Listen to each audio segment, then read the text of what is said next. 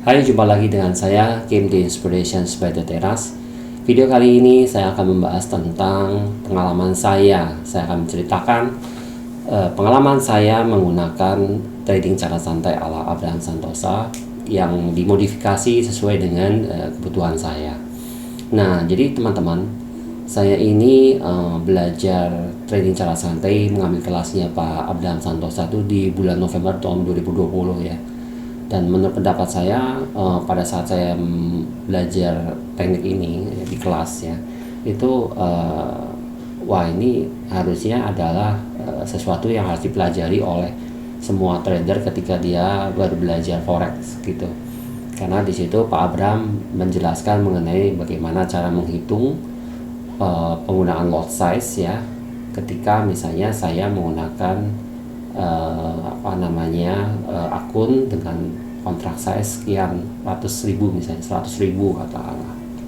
Kemudian saya menggunakan pair A misalnya. Nah, jika saya menggunakan pair A ya dengan harga saat ini berapa, maka saya dengan kontrak size segini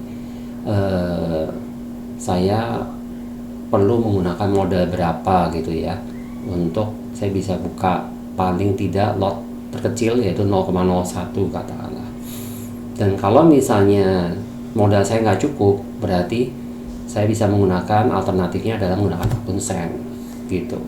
Atau kita bisa menggunakan akun standar, bukan akun sen ya, akun USD juga, tetapi tidak menggunakan akun standar, melainkan menggunakan akun mini, yaitu dimana kontrak size-nya nggak 100.000 yang seperti normalnya, tetapi 10.000 misalnya. Nah, dari situ saya melihat memang betul bahwa ini nih ilmu yang harus diketahui oleh saya nih ketika saya awal memulai trading forex ya. Saya memulai trading forex itu by the way di akhir Desember tahun 2018. Nah, tapi sampai saat itu November 2020 ketika itu saya tidak belum mengerti hal-hal itu kan seperti itu. Memang ada dibahas ya kalau saya melihat di website trading, belajar trading forex seperti babypips.com, kemudian seputar forex.com, itu juga ngajarin sebenarnya teknik seperti itu. Tetapi itu lewat aja, saya pada saat itu saya lewat aja. Jadi saya nggak benar-benar mengerti cara kerjanya seperti apa, cara ngitungnya bagaimana. Nah, oleh kelasnya Pak Abraham, saya juga dikenalkan dengan yang namanya leverage dinamis, di samping ada leverage statis. Nah, apa itu leverage statis dan leverage dinamis? Itu nggak pernah diajarkan di kelas lain atau di website lain ya. Jadi kalau website forex itu hanya bicara tentang leverage ya, just leverage gitu, yang mengatakan bahwa leverage adalah daya ungkit yang memungkinkan kita dengan modal A gitu ya, tapi bisa membeli barang yang harganya 100 kali lipat, misalnya 100A, atau 500 kali lipat 500A, atau bahkan 1000A gitu ya, bahkan 2000A gitu, tergantung leverage-nya. Nah, itu yang namanya leverage. Nah, sementara sebenarnya ada lagi nih leverage yang disebut dengan leverage dinamis. Jadi kalau 1:100, 1:200, 1:300 itu adalah leverage statis atau leverage dari sisi broker, tapi sebenarnya ada yang namanya leverage dinamis, yaitu leverage dari sisi trader.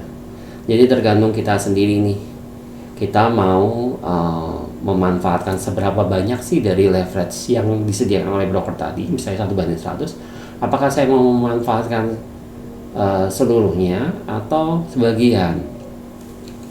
Jadi contohnya sebagian, misalnya nih, saya membeli emas nih SAUUSD, di mana harga emas itu misalnya di level 1.500 katakanlah. Di level 1.500, tetapi saya kan harusnya menggunakan uang 1.500 utuh nih. Tapi saya tidak menggunakan 1.500 utuh. Saya hanya dengan modal katakanlah separohnya.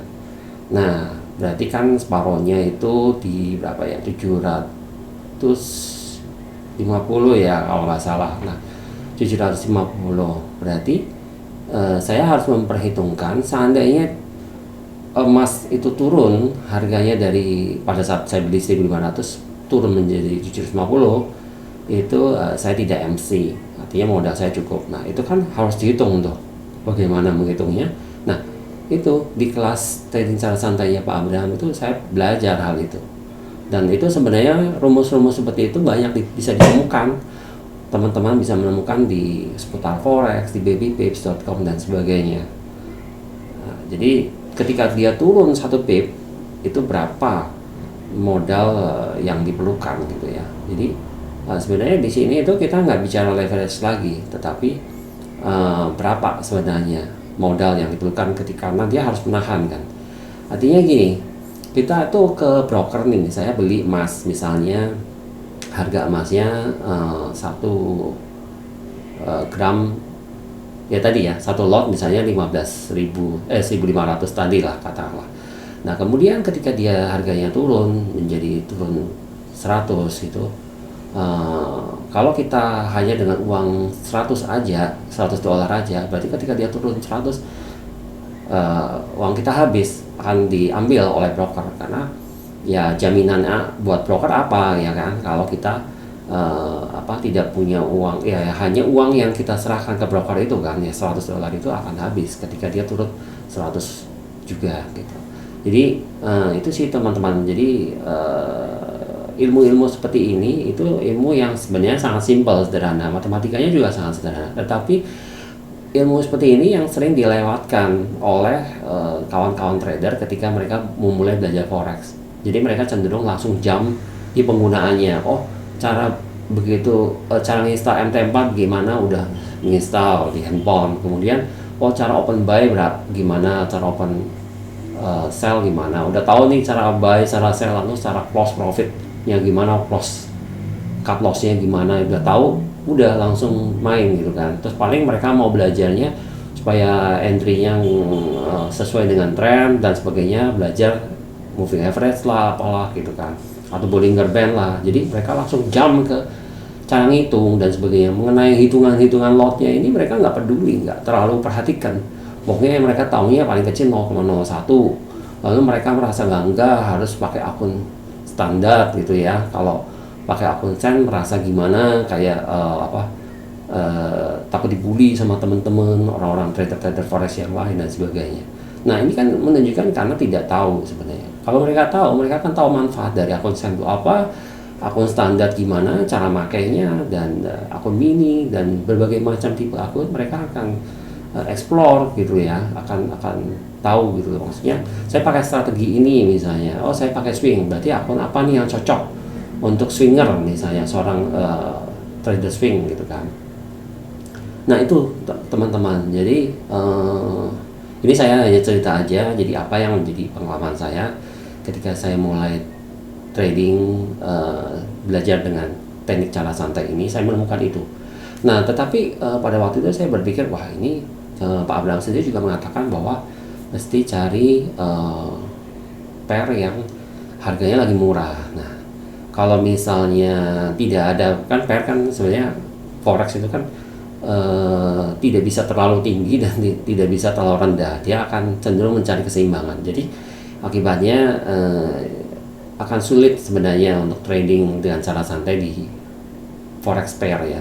Lebih mudah itu menggunakan instrumen-instrumen yang cenderung naik terus, seperti indeks, emas, silver kayak gitu ya, komoditi ya, itu kan sifatnya cenderung naik ya karena langka. Emas itu kan langka, atau minyak itu kan langka. Cuman ya Pak Abraham juga mengatakan bahwa minyak itu hati-hati karena dia pernah zero atau bahkan minus gitu kan harganya. Jadi forex itu bukan suatu yang preference sebenarnya di trading cara santai. Nah jadi akhirnya saya tidak pakai ya teknik ini, lalu cuman yang saya pakai hanya cara ngitungnya begitu, jadi saya ngitung nih, saya kembali menggunakan teknik yang sebelumnya, yaitu teknik martingale, tapi saya mulai ngitung gitu kan. Nah setelah saya hitung-hitung, loh kok cuannya jadi dikit ya, jadi potensi keuntungannya dikit, saya jadi tinggalkan, saya nggak pakai martingale. Lalu saya mulai nih belajar teknik-teknik yang lain. Mungkin tetap aja nih kita sebenarnya teknik-teknik single shot aja tapi pakai stop loss, dan kalau Pak Ablam kan nggak pakai stop loss tetapi dengan risk per trade yang terukur. Artinya misalnya gini, saya menggunakan risk per trade nya 1%, jadi saya modalnya katakanlah 1000, risk per trade 1% berarti kan 10. Jadi kalau loss itu lossnya $10 aja, tapi berarti kan saya punya 100 kali peluru gitu ya untuk trading gitu ya. Nah, saya belajar tuh teknik trading yang normal ya, yang biasa, tapi dengan menggunakan risk per trade. Jadi risk yang terukur. Itu dengan berbagai macam teknik, ada macam-macam, ada supply and demand, ada support and resistance, ada moving average lah, dan segala-galanya itu. Banyak banget tekniknya gitu ya. Tetap pada intinya sebenarnya untuk mencari entry, trading sesuai dengan tren, dan kemudian stop lossnya di mana, TP-nya di mana, intinya itu. Tapi dengan risk per trade yang terukur. Jadi sekali trading tuh resikonya misalnya 1% gitu kan. Nah, itu ternyata begini. Nah, ternyata di sini tuh saya kepentok yang namanya gambler's fallacy. Saya pernah bahas di video saya sebelumnya. Nah, jadi gambler's fallacy ini intinya adalah ketika kita trading nih ops kali nih, katakanlah kita tahu nih ya, trading system yang saya pelajari ini memiliki winning rate sekitar 30%, katakanlah begitu. Jadi kalau saya trading 10 kali misalnya, trading yang pertama itu loss, kena SL maksudnya. Trading yang kedua kena SL lagi. Trading ketiga kena SL lagi. Nah, apakah saya akan buka posisi yang keempat? Mungkin saya takut, nggak berani. Mungkin saya udahlah besok aja. Oke, besok ternyata win, kena TP, wah senang gitu kan. Nah, berarti udah berapa nih? Udah 4 kan. Nah, yang berikutnya lagi ternyata kena TP lagi, udah 5 nih. Jadi menang 2, loss 3 gitu kan. Nah, kemudian berikutnya lagi ternyata SL gitu. Kemudian berikutnya lagi SL, terus sampai yang ke-9 itu SL. Nah, berarti kan harusnya sudah 2 kali menang dan berapa tadi? 6 kali ya. 6 kali loss. 6, 7, 8, 9. Oh, bukan. 8, 9, 10. Oh ya, 7 kali, sudah 7 kali loss, 2 kali menang. Berarti kan sisa 1 ini harusnya win kan, kena TP. Logikanya begitu, karena winning rate 30%. Tapi sebenarnya kan di setiap kali trading itu peluang untuk menang dan kalah itu 50-50. Jadi bisa saja di yang ke-10 ini kena SL lagi, bisa aja. Ya walaupun bisa juga karena TP, sama-sama 50-50. Nah, itu teman-teman. Jadi saya dengan belajar teknik ini saya mengalami yang namanya ada win, ada bulan-bulan win, ada bulan-bulan loss juga gitu.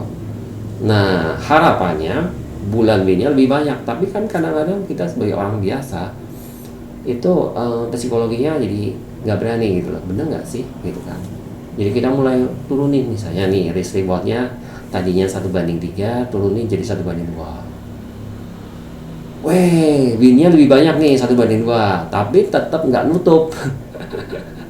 akhirnya lebih banyak lossnya. Jadi akhirnya 1 bulan itu setelah dikalkulasi jumlah akhirnya adalah loss juga. Jadi seperti itu ya teman-teman.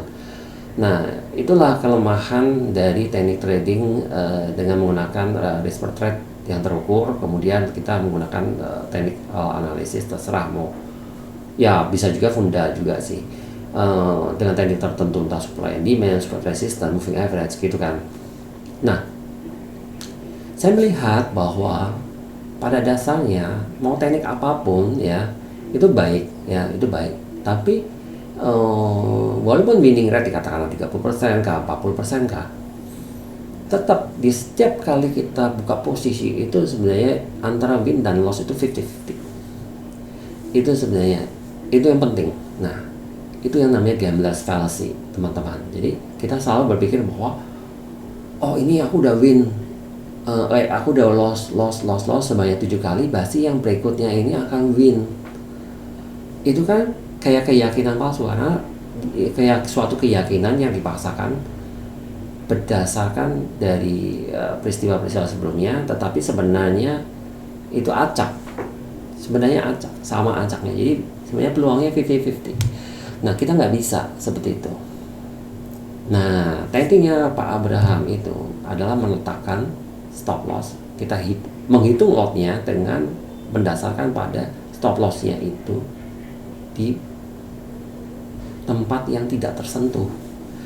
Nah, jadi tetap menggunakan risk per trade tadi ya, teknik trading risk per trade itu nggak apa-apa, tetapi SL-nya disembunyikan di bawah all time low, atau kalau buka posisi sell berarti di atas all time high. Kasih buffer lah 30 pip kah, 40 pip kah, bahkan kadang-kadang kalau saya kadang-kadang bisa 100 pip juga saya kasih buffernya. Nah, artinya apa? Ya kalau all time low dan all time high kan jarang kesentuh, apalagi kita taruh beyond, di luar dari all time low. Jadi kalau pasang posisi buy berarti taruh di bawahnya all time low, atau pasang posisi sell berarti taruh di atasnya all time high. Itu kan suatu posisi yang jarang kesentuh. Nah, artinya apa? Itu kita menaikkan peluang kita untuk winning. Jadi kemungkinan lossnya kita perkecil, bahkan sampai zero. Kalau Pak Abraham sering bilang zero gitu loh. Ya, kalau saya tidak berani mengatakan zero juga, karena sometimes all time low itu bisa di break juga kan. Nah, tapi memang jarang sekali. Contoh ya, pengalaman saya yang biasa trading, saya kan suka pair GU, pound sterling US dollar itu sebelum ke break all time low baru sekitar bulan September 2022 kemarin ini, itu sebelumnya itu adalah nge-break dari all time low yang di bulan April tahun 1985. Itu kan 40 tahun. Jadi bayangin teman-teman punya kesempatan untuk trading selama 40 tahun ya. Ini berdasarkan data. Bisa jadi di kemudian hari, di kedepan hari belum tentu 40 tahun lagi. Trading selama 40 tahun tanpa SL kita kesentuh. Ya, walaupun ini berdasarkan statistik, artinya ya data itu di kemudian hari belum tentu sama ya. Nah, seperti itu teman-teman. Nah, jadi sejak saya akhirnya gini, saya nyoba berbagai teknik itu, kemudian saya kembali lagi dengan tekniknya Pak Abraham. Berarti yang penting sisa PR adalah mencari pair yang paling murah, yang lagi murah saat ini. Artinya apa? Lagi murah itu artinya kalau kita pasang posisi buy, dia lagi deket-deketnya dengan all time low. Atau kalau saya pasang posisi sell, lagi murahnya itu ketika dia berada dekat dengan all time high, kecuali XAU USD. Kenapa? Karena kalau XAU USD itu cenderung naik. Jadi ketika saat ini pasti dia dekat dengan all time high ya, tapi dia akan cenderung naik. Ketika krisis kemanusiaan terjadi, dia akan terus naik. Jadi agak beda kalau XAU USD.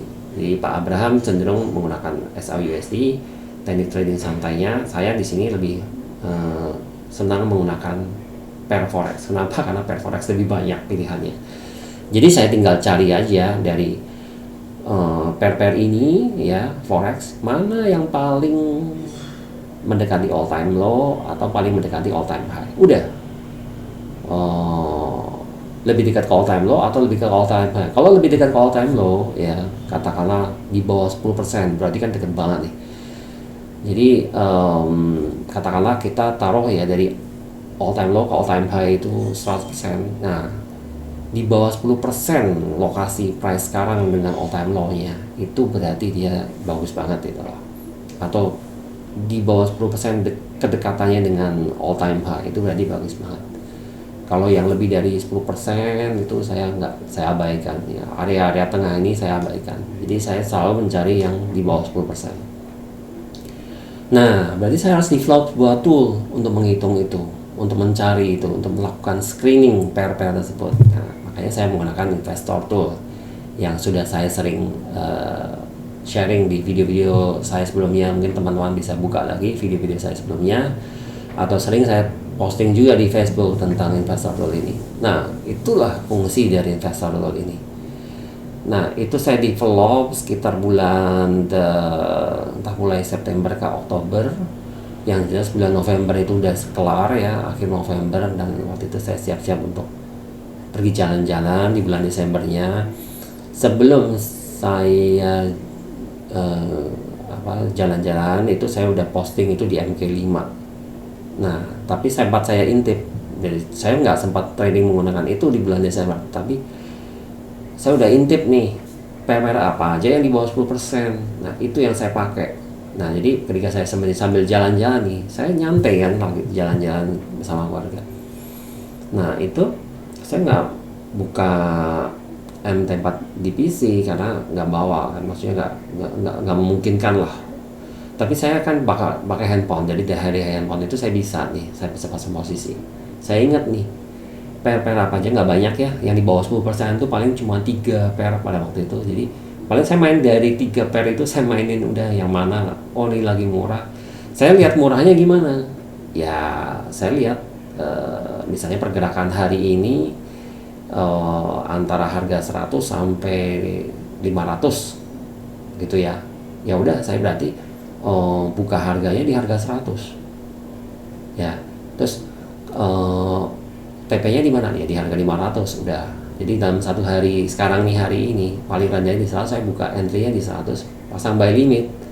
Tapi SL-nya jauh di bawahnya all time low. Nah, jadi dari entry ke TP ini deket banget kalau dibandingkan antara entry dengan SL.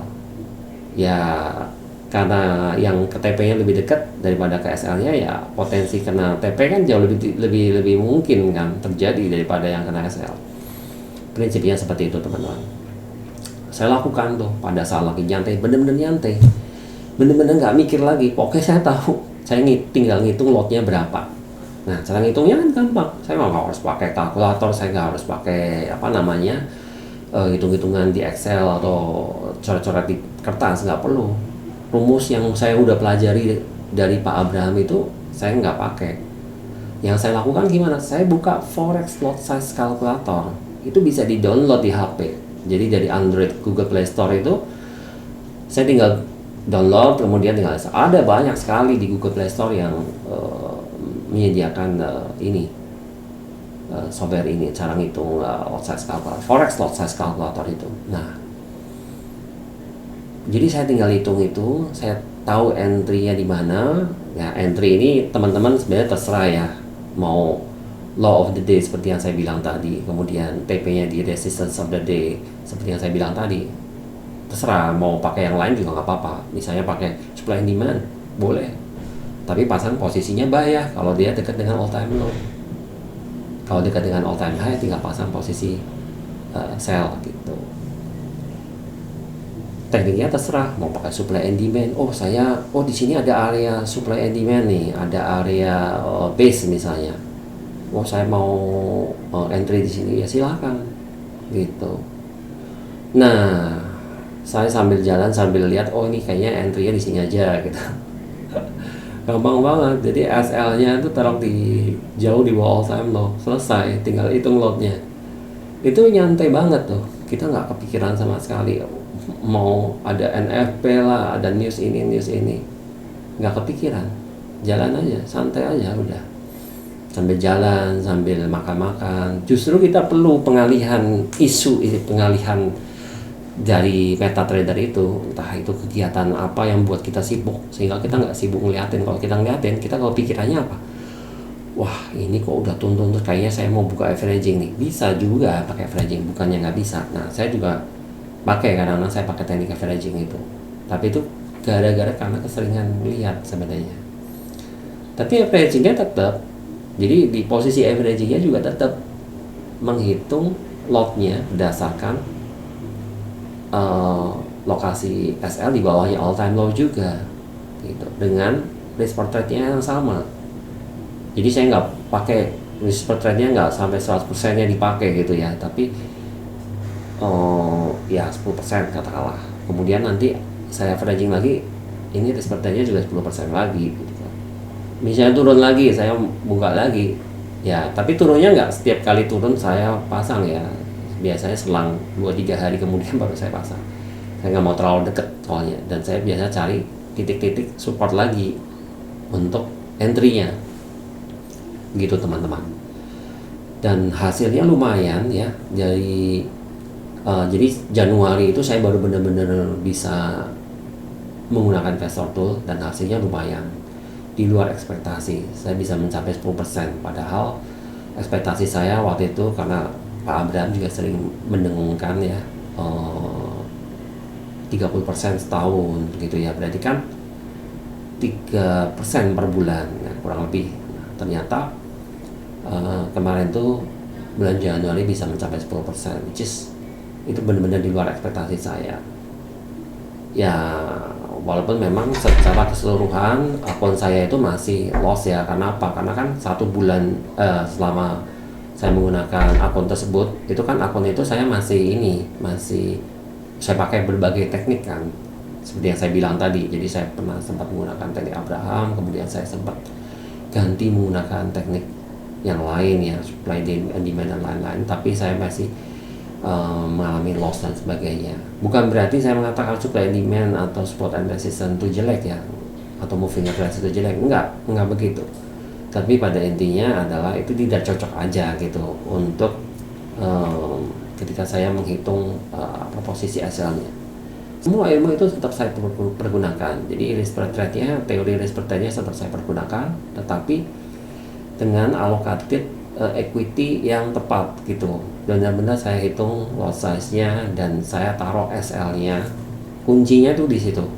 Kuncinya adalah meletakkan SL di bawah all time low atau di atas all time high untuk posisi sell. Jadi itu teman-teman, mudah-mudahan sharing saya, berbagi pengalaman saya kali ini berguna, bermanfaat buat teman-teman, dan sampai ketemu di video-video saya selanjutnya. Terima kasih.